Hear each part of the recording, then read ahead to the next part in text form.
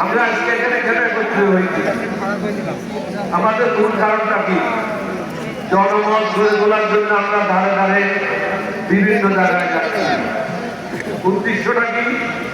আপনাদের ক্ষমতা আপনাদেরকে ফিরে দেওয়া। এখানে কোনো মন্ত্রীর জন্য না, কোনো গাড়ির জন্য না, বাড়ির জন্য না।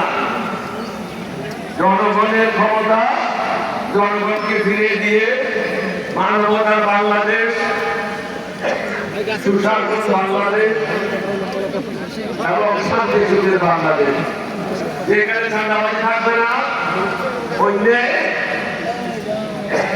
অন্যায় থাকবে না, অবিচার থাকবে না। মানুষ সব নিজের কর্মকাণ্ড নিয়ে সুখে শান্তিতে বসবাস করে।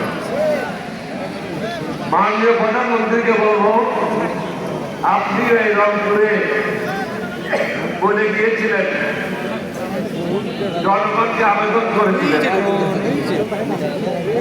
তারা যেন বিএনপিকেও একটা ভোট দেয় এবং সংস্কারের জন্য একটা ভোট দেয়। এই কথাটা আপনি স্মরণ রাখেন।